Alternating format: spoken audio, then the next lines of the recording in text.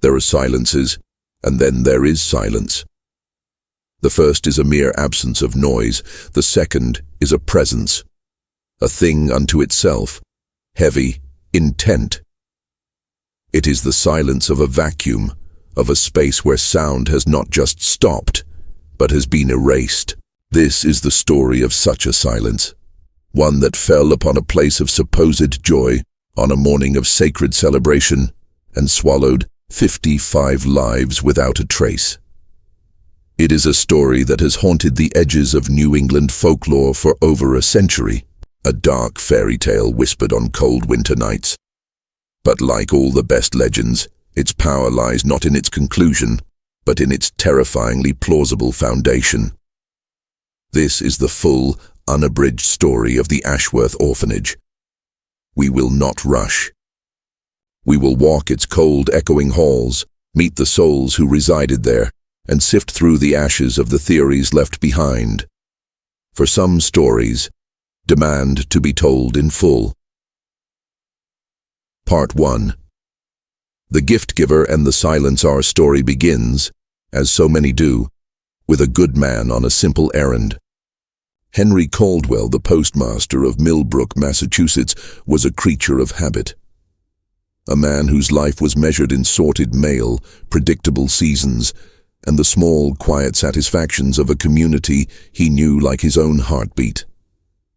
Christmas morning 1903 was no different. The pre-dawn air was sharp as a blade, and a fresh snow lay over Millbrook like a clean sheet of paper. Henry, wrapped in thick wool, guided his old horse Buster up the winding road. The sleigh behind them was not carrying letters, but hope. Dolls with porcelain faces, wooden trains painstakingly carved by the town carpenter, warm mittens knitted by the church group, and sacks of oranges, a rare luxury. This was his annual pilgrimage, his favorite. Steady on, old friend. Steady. Smell that air? That's a proper Christmas. They'll be waiting for us, just you see. Little Sarah, she'll be hopping from foot to foot, and young Michael. He'll try to look stern, but he'll break into a grin. They always do.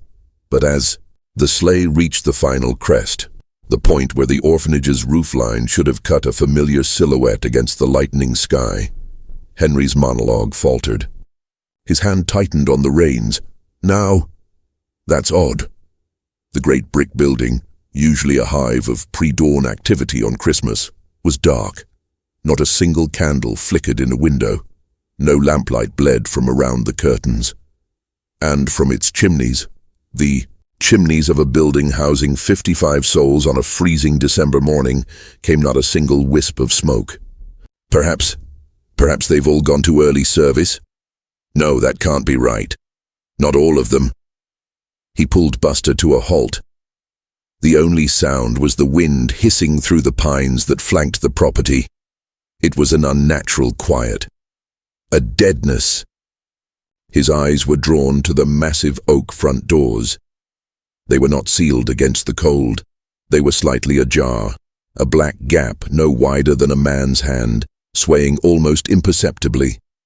A cold that had nothing to do with the weather settled in Henry's bones. He climbed down, his boots sinking into the deep, unblemished snow. No small footprints, no boot prints from the staff. The blanket of white was perfect, unbroken in every direction away from the building. Hello, the house. Dr. Ashworth. Sister. Thorne, it's Henry Caldwell. I've brought the gifts. His voice didn't echo. It was swallowed by the silence, absorbed like water into sand. He called again, louder, a note of panic sharpening his tone. Hello? Is anyone there? He placed a hand on the cold oak of the door and pushed. It swung inward without a sound, revealing the grand vestibule. The air that washed over him was stale and frigid, carrying a faint, metallic scent he couldn't place underneath the aroma of pine boughs and polished wood. My God! He stepped inside. His footsteps, which should have been muffled by rugs, echoed with a hollow, cavernous quality. He peered into the common room. The fire was dead in the hearth. He checked the library. Nothing. The building was not just quiet, It was empty. A profound and terrifying vacancy filled the space. Gathering his courage, he moved towards the double doors of the main dining hall. This is where they would be. This is where the celebration would have begun. He took a deep breath, pushed the doors open, and the world stopped. The scene before him was one of perfect, frozen celebration. It was a tableau of Christmas, meticulously arranged and then abandoned. The long tables were set with the orphanage's finest linen and china. Silver cutlery gleamed in the dim light. And the food? A magnificent feast was laid out, utterly untouched. A massive turkey, perfectly browned and carved, sat waiting. Bowls of mashed potatoes, glazed carrots, and steaming gravy boats formed a constellation around it. A great plum pudding, crowned with a sprig of holly, stood like a centerpiece. Everything was ready. Everything was pristine. His eyes drifted to the far end of the room. A Christmas tree, a giant Norway spruce, reached for the ceiling, its branches heavy with candles, glass baubles, and strings of cranberries and popcorn. And beneath it, a mountain of colorfully wrapped packages, each with a small, neat tag. He could read the names from here: Sarah, Michael, Elizabeth, Thomas. His heart began to hammer against his ribs. He forced himself to count. 47 places set for the children, 8 for the staff. Every chair was pushed in neatly. Every single seat was empty. A sound escaped his lips, a half gasp, half sob. He turned and ran. He burst into the boys' dormitory. The beds were made, sheets pulled drum-tight, blankets folded with military precision. The girls' dormitory was a mirror image. The infirmary was spotless. Bottles and tins lined up with an obsessive orderliness. The kitchen, a place that should have been in chaotic, joyful disarray, was clean. Pots and pans hung neatly. The stove was cold. It was as if the feast in the dining hall had simply manifested from nothing. There was no sign of a struggle. No dropped toy, no overturned chair, no smudge of dirt or scuff of a shoe. It was order incarnate, a perfect, peaceful, and utterly terrifying vacuum. Stumbling back outside, he gasped for air, his breath pluming in the cold. He scanned the grounds desperately, his eyes raking over the snow, and the final impossible truth cemented itself in his mind. The snow was a perfect, unbroken sheet of white surrounding the building. There were no footprints, no sleigh tracks, no paths to an outhouse, no trails to a woodpile. It was as if, after the snow had fallen, not a single living soul had taken a step outside. 55 people, vanished, erased. He scrambled onto his sleigh, his hands shaking so badly he could barely grip the reins. "Go, boy, go! For God's sake, run!" And as the sleigh raced back down the hill, the orphanage remained behind him, silent and dark, its doors still open as if inviting the winter inside. The horror that Henry Caldwell discovered that morning would unravel the quiet town of Millbrook. But to even begin to comprehend such an impossibility, we must rewind the clock. We must travel back to the beginning, to the Gilded Age that spawned the house on the hill, and to the brilliant, charismatic, and ultimately broken man who built it. The story of the Vanishing cannot be told without the story of Dr. Cornelius Ashworth.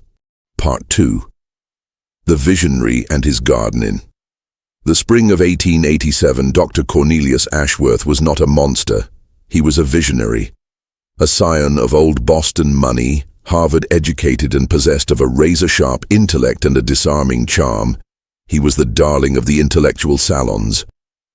But he spoke not of politics or finance, but of a singular burning passion, the plight of the abandoned child. He was a regular speaker at philanthropic societies, his voice ringing with conviction. We consign these young minds to the squalor of the poorhouse, to the impersonal machinery of the state, and we are surprised when they produce broken adults. This is not charity, it is societal malpractice. We must do more than house them. We must cultivate them. We must provide a garden, yes, a garden for the unwanted seed. With the right soil, the right light, the right guidance, we can nurture these children into the very architects of a brighter future. He was a man ahead of his time, fascinated by the burgeoning fields of psychology and eugenics. He spoke of moral hygiene, of applied behavioral science, of molding character as a sculptor molds clay. He was not merely offering shelter, he was offering a grand experiment in human potential.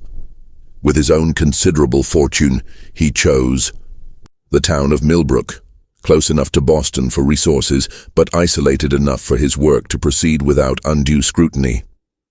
He purchased the hilltop land and commissioned the finest architects. The Ash-worth Orphanage was to be a model institution. When it opened, it was hailed in the newspapers as a beacon of progressive philanthropy. The building was a masterpiece of its era. It featured large, south-facing dormitories to maximize sunlight, a modern ventilation system, indoor plumbing with hot running water, a library stocked with classical literature and scientific texts, and even a small laboratory for Dr. Ashworth's pedagogical research. The town welcomed him with open arms. He hired local labor for the construction and for supplies. He was a benefactor, a man of science, a modern-day saint. But every visionary needs an executor. And for that, Ashworth turned to Sister Margaret Thorne. She was not a nun in a religious order, but the title was one she wore with severe authority. A tall, austere woman, with hair perpetually pinned in a tight bun and eyes that missed nothing, she was the firm, practical hand to Ashworth's soaring intellect. Where he dreamed of shaping minds, she ensured the rules were followed, the schedules were kept, and the floors were spotless. The children were to call her matron, and her word was law. For the first decade, the orphanage's reputation was unblemished. The children, seen on their weekly chaperoned walks into town, were clean, polite, and unnervingly orderly. They walked in pairs, they spoke only when spoken to, and their eyes often held a vacant, faraway look that townsfolk mistook for docility. But around the turn of the century, the first cracks in the pristine facade began to appear. The whispers started, not in the town squares, but in the back rooms of shops and over garden fences. It was the delivery men, the tradesmen who saw the orphanage without its public face, who noticed things. Old man Hemlock, the coal delivery driver, mentioned to his wife that the boys who helped unload the sacks never joked or laughed. Like little automatons, he'd said. Their eyes, empty, just empty. Then there was Eliza Gable, a stout, no-nonsense woman who worked as a cook at the orphanage for 3 months in the winter of 1901. She lasted longer than most. One evening, over a pot of strong tea at her sister's kitchen table, her resolve broke. There's something wrong in that place, Mary. Something deep down wrong. It's the silence. It's not a peaceful silence. It's a waiting silence. And the children. There was a boy, Samuel, fiery little thing, full of spirit. He talked back to Matron Thorne one day. The next day, he was gone.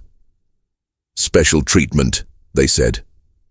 A week later, he comes back. And he's different. Quiet. His eyes are flat. Can't hardly remember his own name. It's like they scooped the boy right out of him. Eliza, don't be daft. Dr. Ashworth is a learned man. It's not just that. I was woken one night. A humming. A low, rhythmic humming, like a beehive, coming up through the floorboards, from the basement, the one place we're never, ever allowed to go. And I heard a child's cry, muffled, like a hand was over its mouth. And then it just stopped. The humming kept on. I gave my notice the next morning. I won't set foot in that place again. These stories were dismissed. Dr. Ashworth was a man of science, a pillar. It was easier to believe Eliza was a hysterical woman, that Hemlock was seeing things, than to accept the unthinkable. But the truth, once seeded, begins to grow in the dark. And it would finally break into the light, a year before the great vanishing, carried on the trembling lips of a 12-year-old boy. Part 3. The Escape of Timothy Walsh. The autumn of 1902 was harsh, with an early frost that killed the last of the harvest. It was on such a bitter night that Elias Prouse, a farmer whose land bordered the vast Ashworth property, was woken by the frantic barking of his dog. He grabbed his rifle and lantern and stepped out onto his porch. Huddled against the woodpile, shivering uncontrollably, was a boy. He was dressed only in thin institutional pajamas, his feet bare and bloody from a run through the frozen woods. It was Timothy Walsh, a recent arrival to the orphanage, his parents lost in a factory fire. He still remembered a mother's love, a father's laugh. He was not yet broken. Elias brought him inside, wrapped him in blankets, and fed him warm broth. For 2 days, the boy was catatonic with terror. It was only when Constable James Miller, a solid, pragmatic man with a kind face, came to the farm that Timothy finally spoke. And the story he told, haltingly, between sobs, was worse than any ghost story. "It's all right, son. You're safe now. No one's going to hurt you here. Can you tell me what happened? Why did you run?" Had to run, or he would have taken my mind. He described the Christmas ceremony. It was not a celebration, but a terrifying annual culling. Dr. Ashworth and Matron Thorne would evaluate the children. The most intelligent, the most creative, the most rebellious, the ones with what Ashworth called excessive individuation, were selected. To the younger children it was an honor. To the older ones it was a death sentence. Timothy had been chosen. They took me, not to the chapel, down to the basement, the forbidden place. The door. It was heavy, like a meat locker. And inside, he described a scene from a Gothic nightmare, a crude surgical theater, illuminated by the flickering, unnatural light of a carbon arc lamp powered by a chugging, sputtering electrical generator, the source of the humming. The air smelled of ozone and carbolic acid. There were trays of gleaming, terrifying instruments, trepans, scalpels, probes, and on shelves, glass jars containing what looked like preserved brains, cross-sectioned and floating in a cloudy, yellowish fluid. But the true horror was what he witnessed. It was Peter from my dorm. He was on the table, straps on his wrists and ankles. He was crying, his eyes so wide. Dr. Ashworth was there. But he was different. He was wearing a long dark robe, not his doctor's coat. And he was talking while what, son? He had a tool, like a long, thin needle.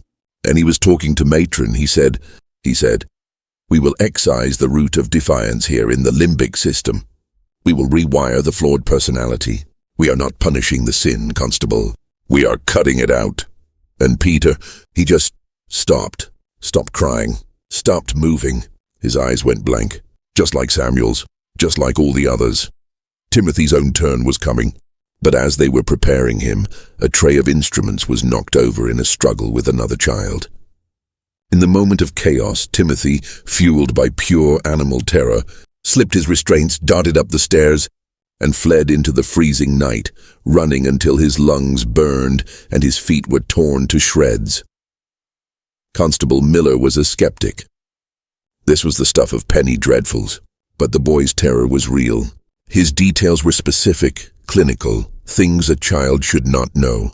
The limbic system was not a common term. Miller launched a quiet, unofficial inquiry. Dr. Ashworth, when confronted, was the picture of wounded dignity. "Constable, this is preposterous. Timothy Walsh is a deeply disturbed boy prone to violent fantasies. His mind has concocted this narrative to cope with his trauma. A surgical theater, robes. This is the language of superstition, not science. I am a man of medicine, not a monster from a folktale." But Miller was thorough. He began to check the orphanage's records, and the story they told was one of quiet erasure. Children listed as residents in one ledger were absent in the next. There were transfers to institutions in other states that, when contacted by discreet telegraph, had no record of the child. And there were death certificates, a dozen over the past 5 years, all signed by Ashworth himself, citing vague, unverifiable causes: neurasthenia, catatonic fever, arrested development. The town council was thrown into turmoil. A faction, led by the mill owner who was Ashworth's friend, argued against a scandal. "He is our town's greatest benefactor. We cannot tar his reputation based on the ravings of one boy." Another faction, chilled by Miller's findings, demanded a full formal inquest. While they debated, the legal wheels grinding slowly, the days grew shorter. The air grew colder. December arrived, and as the town argued, Dr. Ashworth and his charges prepared for their final Christmas. We will return to the theories of what happened on that final, fateful night. But first, let us examine the scene once more through the eyes of the official investigation that followed Henry Caldwell's discovery, for it was in the cold light of day that the true, chilling details emerged. Part 4. The investigation and the theories. Constable Miller's return to the orphanage with his men was a far cry from Henry Caldwell's panicked search. It was a methodical, grim dissection of the scene. What they found only deepened the mystery. In the basement, despite having been scrubbed clean, a forensic test with a chemical reagent revealed large, rusty brown stains on the stone floor, concentrated around a drain.